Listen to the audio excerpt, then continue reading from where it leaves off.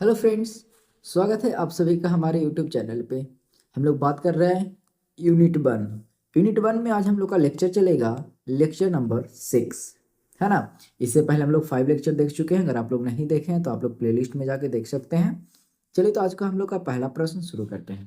पहला पहला प्रश्न है, राष्ट्रीय पुस्तकालय के प्रथम पुस्तकालय अध्यक्ष कौन थे? Option A John McFarlane, option B K Masoodullah, option C S R Ranganathan और option D B S Keshavan. तो इसका सही ऑप्शन हो जाएगा option D B S Keshavan. यानी राष्ट्रीय पुस्तकालय के प्रथम पुस्तकालय अध्यक्ष कौन थे?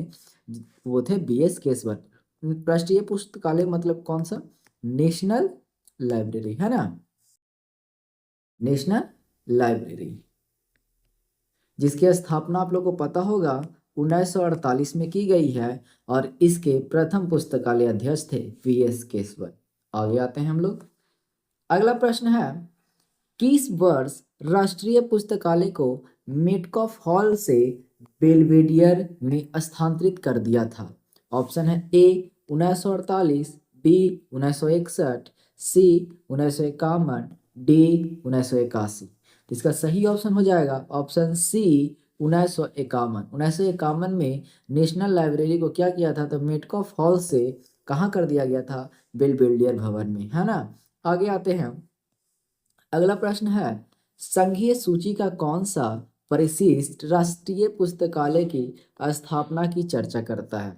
Option A 7th appendix, option B 9th appendix या ऑप्शन सी 8th अपेंडिक्स या ऑप्शन डी 12th अपेंडिक्स। तो इसका सही ऑप्शन हो जाएगा ऑप्शन ए 7 अपेंडिक्स। यानी 7वीं अपेंडिक्स में क्या किया गया था? तो यहाँ पे किया गया था राष्ट्रीय पुस्तकालय की स्थापना की चर्चा। क्लियर है। आगे आते हैं। अगला प्रश्न है, पुस्तकालय वितरण अधिनियम किस वर्ष पारित हुआ? ऑप्शन देखते हैं। ए में है 1954, बी है 1971, सी है 1961, डी है 1981। इसका सही ऑप्शन हो जाएगा ऑप्शन ए 1954। 1954 के हुआ था अधिवेशन। उस अधिवेशन में पुस्तकालय वितरण अधिनियम क्या हुआ था? पारित हुआ था। क्लियर है। आगे आते हैं। अगला प्रश्न है, पुस्तक वितरण अधिनियम 1954 प्रकाशकों के लिए प्रत्येक प्रकाशन की एक प्रति डिपॉजिटरी लाइब्रेरी में भेजना अनिवार्य बनाता है। इस अधिनियम के तहत कितने डिपॉजिटरी लाइब्रेरी बनाए गए हैं?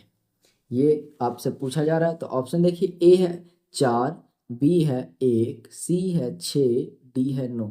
तो टोटल जो डिपॉजिटरी लाइब्रेरी जो बनाए गए हैं वो कितना है? 4 डिपॉजिटरी लाइब्रेरी है। कितने हैं? 4 हैं। चारों को हम लोग यहाँ पे देख लेते हैं। पहला जो है वो है NATIONAL, national library of India. National library of India, ये पहला डिपॉजिटरी लाइब्रेरी है। दूसरा है कौन मेरा पब्लिक लाइब्रेरी। तीसरा की बात किया जाए तो एशियाटिक सोसाइटी ऑफ बॉम्बे। चौथा की बात किया जाए तो याद रखिएगा ये है दिल्ली पब्लिक लाइब्रेरी। क्लियर है। नेशनल लाइब्रेरी ऑफ इंडिया की बात किया जाए तो ये आपको है कहाँ पे? तो याद रखिएगा ये है कोलकाता में। क्लियर है। कौन मेरा पब्लिक लाइब्रेरी की बात किया जाए तो ये आपको पड़ता है चेन्नई में। क्लियर है। और एशियाटिक सोसाइटी बॉम्बे, तो यानी अभी ये क्या है? मुंबई, है ना। बात किया जाए कि दिल्ली पब्लिक लाइब्रेरी, तो दिल्ली पब्लिक लाइब्रेरी ऐसे ही पता चल रहा है कहाँ होगा? दिल्ली में होगा। ये 4 प्रकार के डिपॉजिटरी लाइब्रेरी है। ठीक है। आगे आते हैं अब हम लोग। अगला प्रश्न कहता है, किस वर्ष दिल्ली पब्लिक लाइब्रेरी को डिपॉजिटरी कॉपीराइट लाइब्रेरी घोषित किया गया? मतलब दिल्ली पब्लिक लाइब्रेरी को किस वर्ष डिपॉजिटरी कॉपीराइट लाइब्रेरी घोषित किया गया? ऑप्शन ए है 1948, बी है 1971, सी है 1954 और डी है 1982। इसका सही ऑप्शन हो जाएगा ऑप्शन डी 1982। 1982 में दिल्ली पब्लिक लाइब्रेरी को डिपॉजिटरी लाइब्रेरी घोषित कर दिया था। क्लियर है। आगे आते हैं। अगला प्रश्न है, पुस्तक वितरण अधिनियम के तहत प्रत्येक प्रकाशन की एक प्रति डिपॉजिटरी लाइब्रेरी को कितने दिनों के भीतर भेजना अनिवार्य है। जो डिपॉजिटरी लाइब्रेरी में जो भेजेंगे हम लोग वो प्रकाशन का, वो कितने दिनों के अंदर भेजना है। ऑप्शन कहता है 30 दिन, 50 दिन, 45 दिन या 90 दिन। तो सही इसका ऑप्शन हो जाएगा ऑप्शन ए, 30 दिन के अंदर। क्लियर है। आगे आते हैं। अगला प्रश्न कहता है पुस्तकालय वितरण अधिनियम 1954 के अधिनियम में पहला संशोधित किस वर्ष किया गया और इनमें एक समाचार पत्र जोड़ा गया। मतलब किस वर्ष, जिस वर्ष संशोधित हुआ उसी पर एक समाचार पत्र भी जोड़ दिया गया है। किस बार हुआ तो वो देखते हैं। ऑप्शन ए है 1954, ऑप्शन बी है 1971, सी में 1956 और डी में 1981। तो सही इसका हो जाएगा 1956, ऑप्शन सी। अधिनियम तो बन गया था 1954 में, लेकिन इसमें जो संशोधन हुआ वो 1956 में हुआ। क्लियर है। आगे आते हैं। अगला प्रश्न है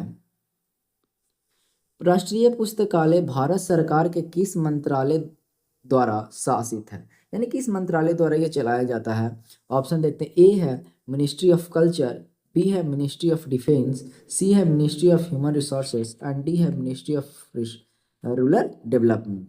इसका सही ऑप्शन हो जाएगा option A, ministry of culture. Ministry of culture के राष्ट्रीय पुस्तकालय भारत सरकार को यह मंत्रालय द्वारा क्या होता है, शासित होता है। क्लियर है।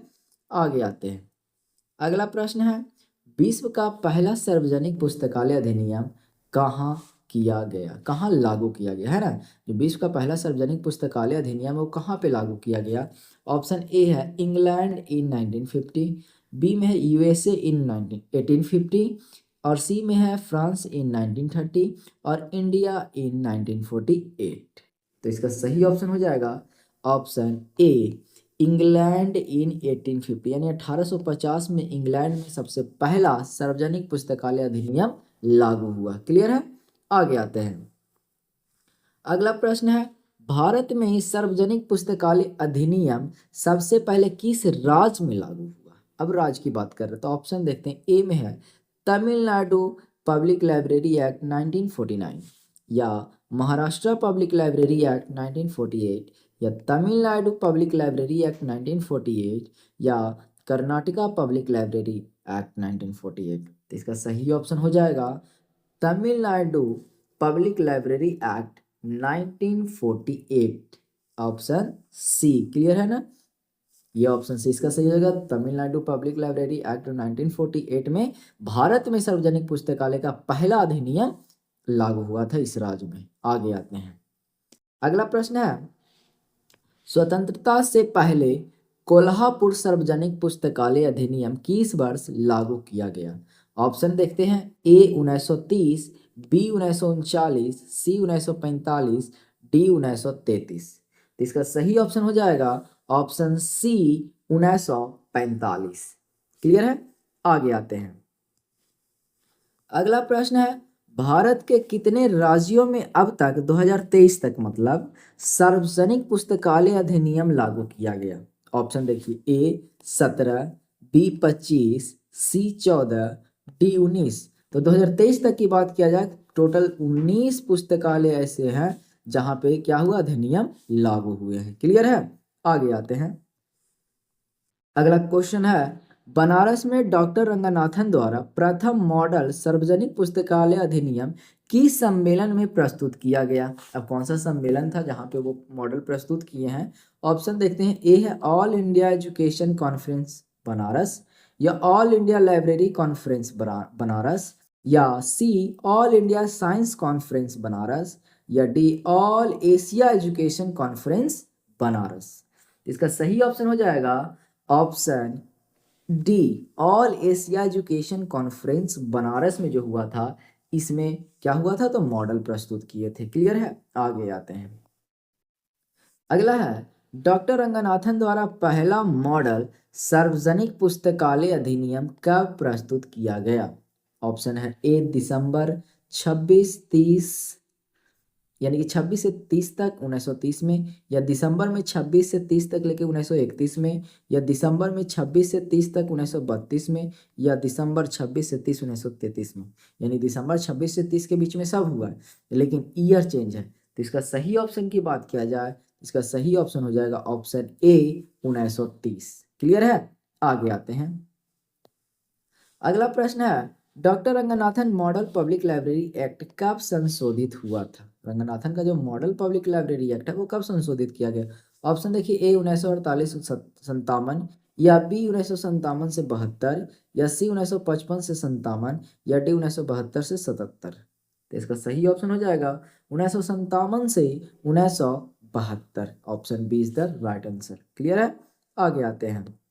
अगला प्रश्न है पुस्तकालय उपकर, एक मिनट दोस्तों। पुस्तकालय उपकर किस प्रकार के पुस्तकालय की आय का मुख्य स्रोत है? ऑप्शन देखते हैं, A public library, B university library, C academic library, या डी नेशनल लाइब्रेरी। तो इसका सही ऑप्शन हो जाएगा ऑप्शन ए पब्लिक लाइब्रेरी। यानी पुस्तकालय उपकर किस प्रकार के पुस्तकालय आय से मुख्य स्रोत है? तो वो है पब्लिक लाइब्रेरी से, सार्वजनिक पुस्तकालय से, है ना। आगे आते हैं। अगला प्रश्न है भारत का राष्ट्रीय पुस्तकालय कहाँ स्थित है? यानी भारत का जो नेशनल लाइब्रेरी है वो कहाँ स्थित है? Option A Kolkata, option B Mumbai, option C Delhi, और ऑप्शन डी चेन्नई। तो इसका सही ऑप्शन हो जाएगा ऑप्शन ए कोलकाता। राष्ट्रीय पुस्तकालय कहाँ स्थित है? कोलकाता में है। क्लियर है? आगे आते हैं। अगला प्रश्न कहता है राष्ट्रीय पुस्तकालय का प्रमुख कौन होता है? नेशनल लाइब्रेरी का हेड कौन होता है? ऑप्शन ए है डायरेक्टर जनरल, या बी में कल्चर मिनिस्टर, या सी में लाइब्रेरियन होते हैं, या डी में मिनिस्ट्री ऑफ एजुकेशन होता है। तो इसका सही ऑप्शन की बात किया जाए तो सही ऑप्शन हो जाएगा option A director general. Clear है? आगे आते हैं। अगला प्रश्न कहता है national library for blinds and handicapped कहाँ स्थित है? यानी कि नेशनल लाइब्रेरी बनाया गया जिसमें ब्लाइंड्स के लिए और हैंडीकैप्ड के लिए बनाया गया, ये कहाँ पे है? ऑप्शन ए है कोलकाता, ऑप्शन बी है दिल्ली, ऑप्शन सी है देहरादून, और ऑप्शन डी है पटना। तो इसका सही ऑप्शन हो जाएगा आपका कहाँ पे? तो ये बना है देहरादून में। जो ब्लाइंड्स एंड हैंडीकैप्ड जो है वो कहाँ पे बनाया गया है? देहरादून में। कब बनाया गया है? तो याद रखिएगा 22 जनवरी 1963 को national library for blinds and handicapped कब बनाया गया? 22 जनवरी 1963 को देहरादून में। क्लियर है? आगे आते हैं। आगे कहता है राष्ट्रीय विज्ञान पुस्तकालय NSL, क्या है? NSL कहाँ स्थित है? ऑप्शन कहता है CRL कोलकाता में, या निस केयर, या जिसको अभी निस पियर भी बोला जाता है, या IIM देहरादून, या दिल्ली। तो इसका सही ऑप्शन हो जाएगा आपका ऑप्शन बी निस केयर। क्या हो जाएगा? निस केयर, जिसकी स्थापना की बात किया जाए तो ये 1963 में हुआ। ये भी कब हुआ? 1963 में हुआ है। क्लियर है? आगे आते हैं। आगे कहता है नेशनल मेडिकल लाइब्रेरी कहाँ स्थित है?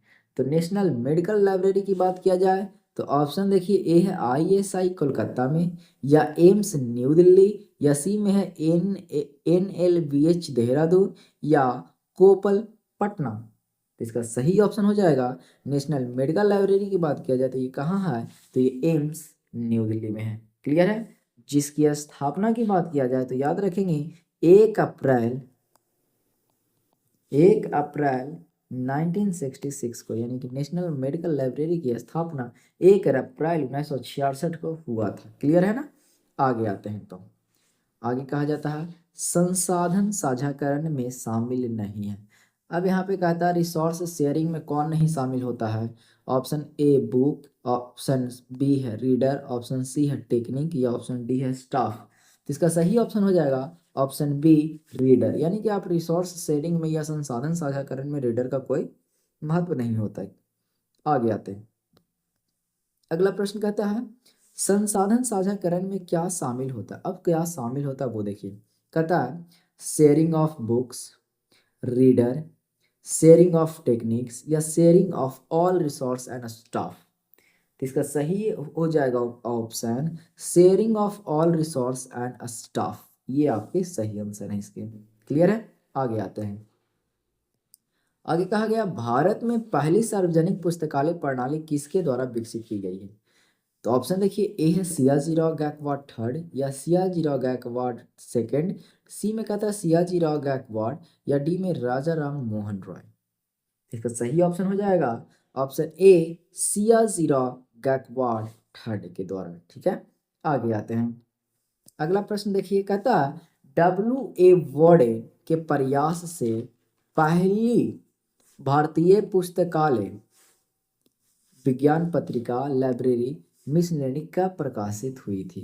ऑप्शन ए है 1916, ऑप्शन बी है 1931, ऑप्शन सी है 1977, ऑप्शन डी है 1912। तो याद रखिएगा इसका सही ऑप्शन हो जाएगा ऑप्शन डी 1912। यानी 1912 में क्या हुआ था, डब्ल्यू ए वर्डन के प्रयास से पहली बार भारतीय पुस्तकालय विज्ञान पत्रिका, जिसका नाम था लाइब्रेरी मिशनरी, ये आपका प्रकाशित हुआ था। क्लियर है, आगे आते हैं। कहता है इनमें से कौन डिपॉजिटरी लाइब्रेरी नहीं है? चारों डिपॉजिटरी लाइब्रेरी का नाम तो मैंने बता दिया है ना। अब देखिए तो ऑप्शन नेशनल लाइब्रेरी कोलकाता ये तो है, दिल्ली पब्लिक लाइब्रेरी ये भी है, खुदा बख्श ओरिएंटेड पब्लिक लाइब्रेरी ये नहीं है, और एशियाटिक सोसाइटी मुंबई ये भी है। यानी कि इसका सही आंसर हो जाएगा ऑप्शन सी। अगर चारों याद रहेगा तो आपको कैसे भी पूछेगा आप क्वेश्चन को जवाब तुरंत दीजिएगा, है ना। आगे आते हैं। अगला प्रश्न कहता है राजा राम मोहन राय लाइब्रेरी फाउंडेशन, जिसे बोला गया RRRLF, की स्थापना किस वर्ष हुई है? याद रखिएगा ऑप्शन पहले देख लेते हैं। ए 22 मई 1872, बी में है 22 मई 1972, सी में है 22 मई 2015, और डी में है 22 मई 2002। तो इसका सही ऑप्शन हो जाएगा 22 मई 1972 को राजा राम मोहन राय लाइब्रेरी फाउंडेशन की स्थापना की गई है। क्लियर है, आगे आते हैं। अगला प्रश्न है राजा राम मोहन राय लाइब्रेरी फाउंडेशन का केंद्रीय कार्यालय कहाँ स्थित है? Option A salt lake Kolkata, option B Delhi, option C salt lake Mumbai, और ऑप्शन डी है चेन्नई। तो इसका सही ऑप्शन हो जाएगा साल्ट लेक कोलकाता, क्योंकि कोलकाता में पड़ता है तो कोलकाता, मुंबई तो ये कंफ्यूजन करने के लिए दिया था। क्लियर है, आगे आते हैं। आगे है राजा राम मोहन राय लाइब्रेरी फाउंडेशन के प्रमुख कौन होते हैं, मतलब इसके हेड कौन होते हैं राजा राम मोहन राय लाइब्रेरी के? तो याद रखिएगा ऑप्शन है A director general, option B है लाइब्रेरी प्रेसिडेंट, और ऑप्शन सी है नेशनल रिसोर्स डेवलपमेंट मिनिस्टर, और डी में है वर्किंग शेड्यूल। तो इसका क्या हो जाएगा, तो इसका आपका आंसर हो जाएगा ऑप्शन ए डायरेक्टर जनरल। चलिए तो आज के लिए हम लोग इतना ही रखते हैं, है ना। इसके बाद हम लोग फिर अगले वीडियो में आते हैं एक नए टॉपिक के साथ। तब तक के लिए बने रहिए और चैनल को सब्सक्राइब करना ना भूलें दोस्तों, और वीडियो अच्छी लगी तो लाइक शेयर भी करना ना भूलें। तब मिलते हैं अगले वीडियो में, तब तक के लिए जय हिंद।